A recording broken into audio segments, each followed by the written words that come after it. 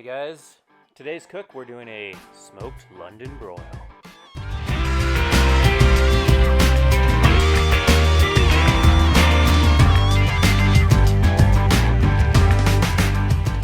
Alright, first thing we're going to want to do is salt this and let it sit in the fridge for about an hour.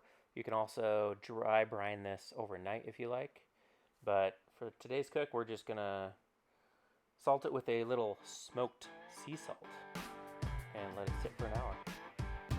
Alright, we're going to do two things to this cut of meat in order to try to get it to be a little more tender. We're going to use our Spade L rub. I'm also going to inject it. I'm mixing Spade L and salt, and I'm injecting it into the meat. And we're hoping that it'll retain moisture because we're going to cook it low and slow. Alright, we're going to cook this low and slow at 180 degrees. London broil is known to be kind of a tough, lean cut of meat, so we are going to try to trick it and cook it super slow and see if we can get it to be a little more tender. Hey guys, it is the wait for the London broil. Not gonna lie, not a huge fan of the London broil, but it's meat. And I have it, so it's a gorgeous freaking day. My God. People are mowing their lawns. It's loud out here, but hopefully it's not too bad. But anyway, smoking it up. So here's my theory on it. It's a lean meat. It tends to be tough. I've seen a lot of people, reverse sear them, offset, smoke them, indirect heat, etc., etc. Here's what I did. Use Spade L. I love this stuff. It marinates amazing. Putting it on for about half an hour is equivalent to like 8 hours marinating it with anything else. Then, oh my God, the flies. Freaking Lord of the Flies. I feel like Pence right now. The debates, they're all over me. Anyway, so what I did was I marinated it with Spade L for like an hour. Then I injected it. I took Spade L and then I took some salt and I put it in hot water and then I injected it because I'm hoping, I stuck it on here at 180 degrees and I'm cooking it slow. So I'm hoping, I want to hold it at an internal of 100 degrees, somewhere in there, as long as I possibly can. I don't know if you guys know the science behind it, but at 100 degrees, the molecules in meat start breaking down. And if you can hold it there, it starts tenderizing the meat. Problem is, the longer you hold it there, you risk drying it out, hence the injection. So, I don't know. It could be horrible. I don't know. But right now, it's sitting at about 108 degrees internal. It's been on about 45 minutes. So, we're looking good. In the meantime, while we wait and enjoy this fucking amazing weather, and yes, it's my YouTube channel, so I'm going to cuss and say fucking and shit and whatever else. We are smoking a killer bee from Blackwork Studio. Oh my God. Hopefully you can see that. It's a work of art. I love these freaking things. As you know, I love the bee cut.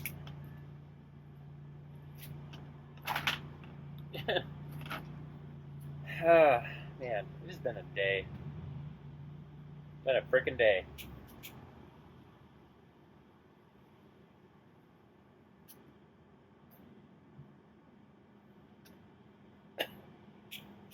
What can I say?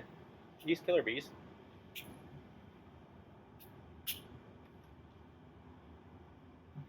One of the best cigars I've ever had. They're for like 10, 12 bucks. Delicious. This is a shorter cook, so we're not going to need as much time. But today, we're drinking wine.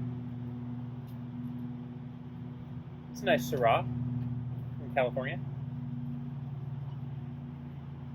It's nice to have a Syrah or like a Merlot with steak. And I mean, I'm a man, you know. Can't be drinking wine out of no glass. Got to use a man mug. This is an actual horn mug that I got off Etsy. Somebody made it for me.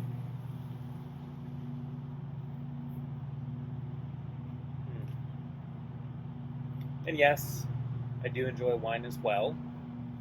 I like all sorts of alcohol, depending on the situation. But in this particular case, little horn of wine. I also like to use these for beer if I want to have some ale, if you will. It's great.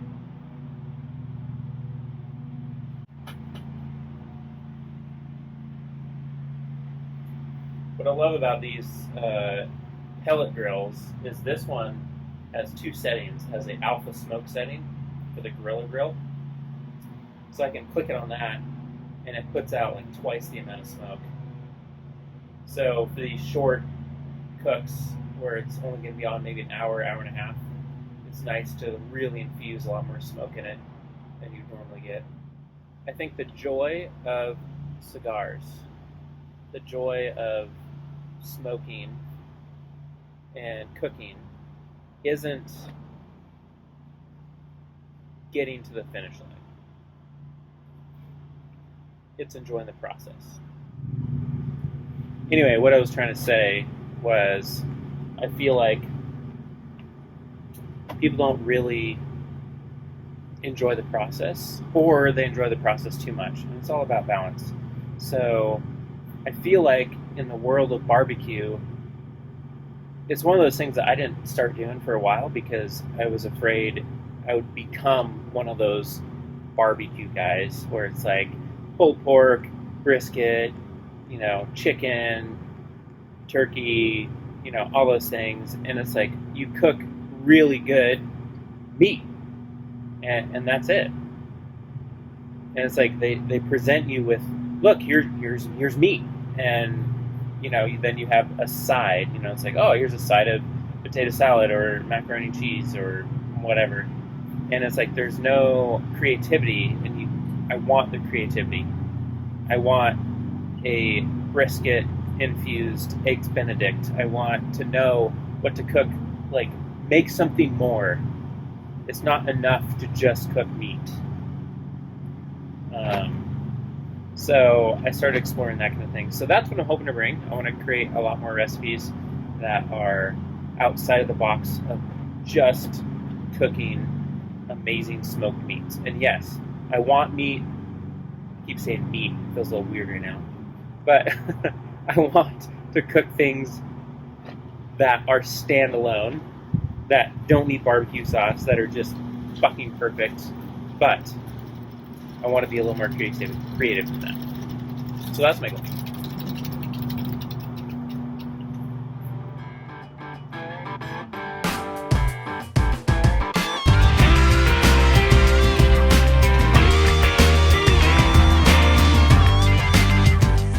Alright, we pulled our steak off. It's at 128 degrees internal, and we're now going to saute some mushrooms and onions while we wait.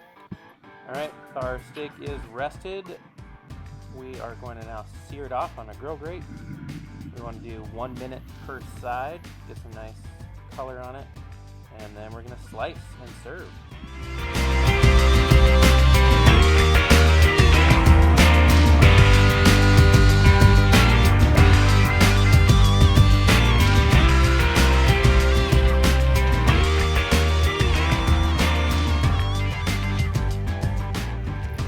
Alright guys, we're done. Took like 2.5 hours, which is great. I was hoping actually to go slower, but here we are. And it looks fantastic. I mean, look at this. It reminds me of a really well cooked brisket. And look at that. Oh. Do the pull test. Just pulls apart.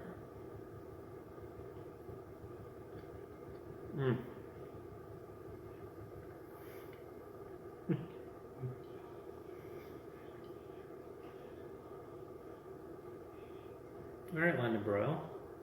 I got you. It's so good. That injection helped a lot. It's so juicy. Just. Not bad. And there you go. Really slow cooked London Broil with an injection. Finger licking. Good. Alright guys, keep smoking.